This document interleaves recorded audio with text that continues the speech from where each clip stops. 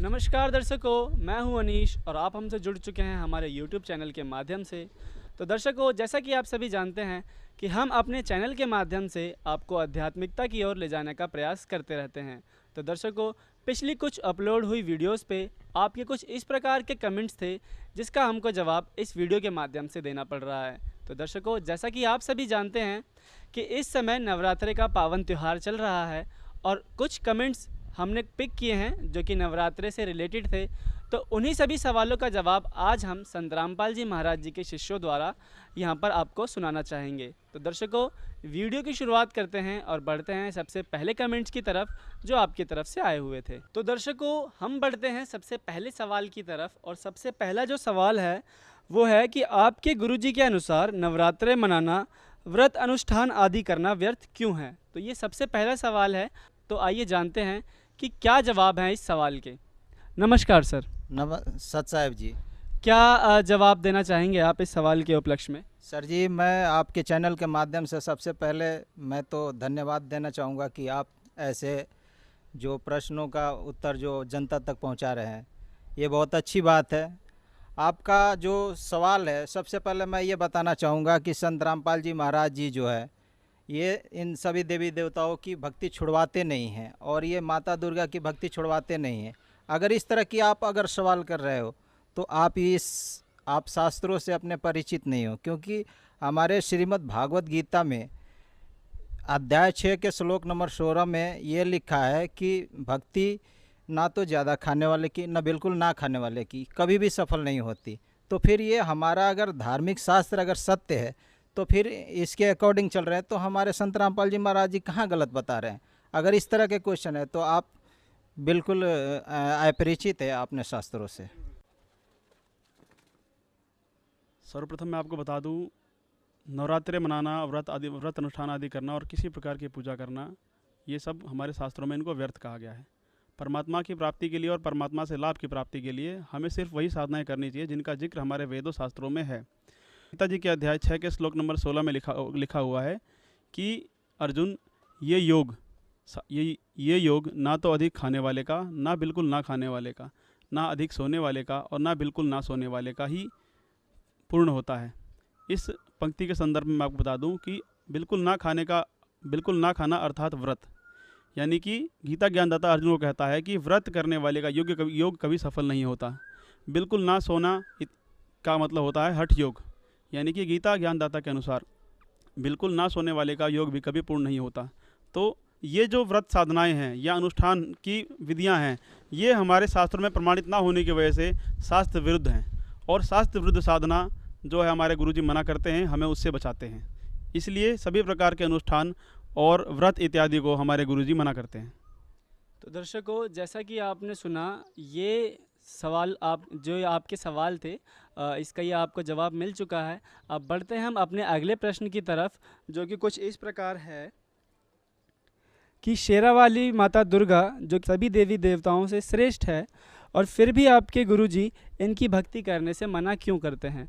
तो ये दूसरा सवाल है, आइए इसके जवाब जानते हैं। तो दुर्गा जी हैं वो सभी देवी देवताओं से श्रेष्ठ हैं, तो आपके गुरुजी इनकी भक्ति भी क्यों छुड़वा देते हैं?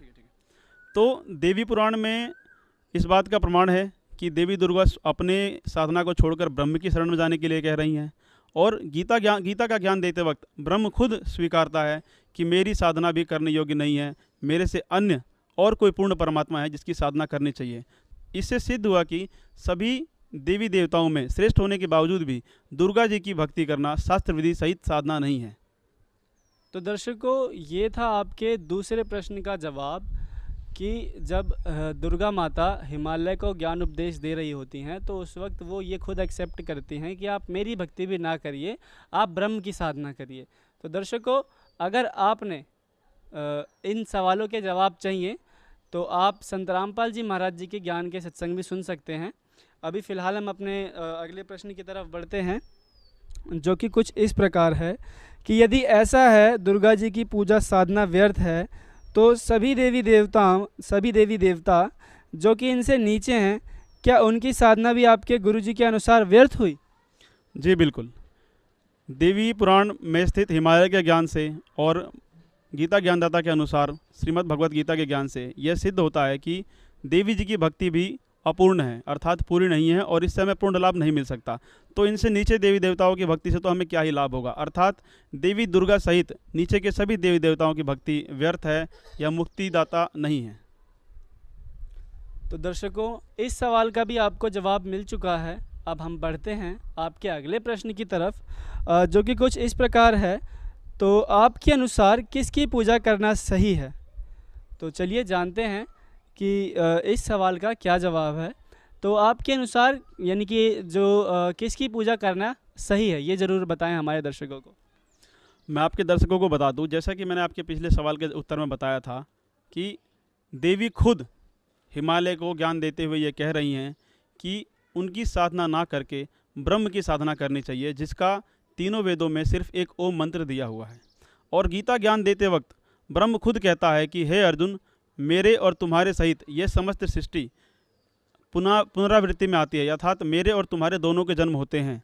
और गीता ज्ञानदाता अर्जुन से कहता है कि पूर्ण परमात्मा की भक्ति करने के लिए तुम्हें तत्वदर्शी संत की शरण में जाना पड़ेगा। तो वो तत्वदर्शी संत तुम्हें बताएगा कि भक्ति किसकी करनी चाहिए और सही भक्ति विधि क्या है। आप इस बारे में ज़्यादा जानकारी के लिए हमारे सद्गुरुदेव रामपाल जी महाराज का ये सत्संग भी सुन सकते हैं। तो दर्शकों, अब ये एक कमेंट है कि आपके गुरुजी जो देवी दुर्गा के पति भी बताते हैं और ये भी कहते हैं कि ब्रह्मा विष्णु महेश इन्हीं के पुत्र हैं। तो आइए जानते हैं कि ये चीज़ कहाँ तक सही है या फिर इसका जवाब क्या है। जी बताइए। क्वेश्चन ये है कि आपके गुरुजी जो कि देवी दुर्गा का पति भी बताते हैं और ये भी बताते हैं कि ब्रह्मा विष्णु और शिव जी जो हैं ये इन्हीं के पुत्र हैं। जी, ये बात बिल्कुल सही है। स्वयं देवी पुराण के पृष्ठ नंबर 123 पे इस बात का प्रमाण है कि शंकर जी देवी को संबोधित करते हुए ये कहते हैं कि मैं ब्रह्मा और विष्णु तुम्हारी ही कृपा से विद्यमान है। हमारा तो आविर्भाव होता है और तिरोभाव होता है। आविर्भाव अर्थात जन्म होता है और तिरोभाव अर्थात मृत्यु होती है। वो देवी दुर्गा जी संबोधित करते हुए कहते हैं कि यदि महाभाग विष्णु और ब्रह्मा तुम्ही से उत्पन्न हुए हैं तो क्या मैं तमोगुणी लीला करने वाला शिष्य तुम्हारी संतान, तमोगुणी लीला करने वाला शिव तुम्हारी संतान नहीं हुआ, अर्थात मुझे भी उत्पन्न करने वाली तुम ही हो। तो इस बात से प्रमाणित होता है कि देवी दुर्गा जो हैं वो ब्रह्मा विष्णु और महेश जी की माता हैं।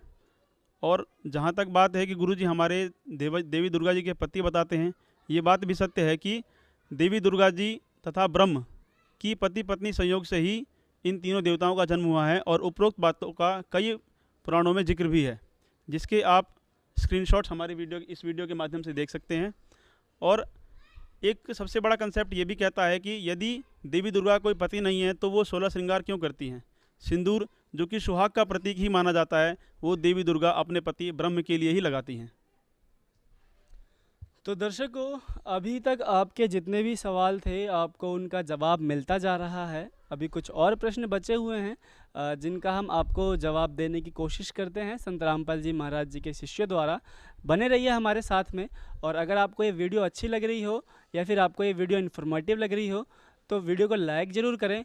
अगर आपके अगली वीडियोस के लिए कुछ और सवाल भी हैं तो उनको कमेंट के माध्यम से आप हमसे पूछ सकते हैं। हम आपको इसी तरीके से जवाब देते रहेंगे।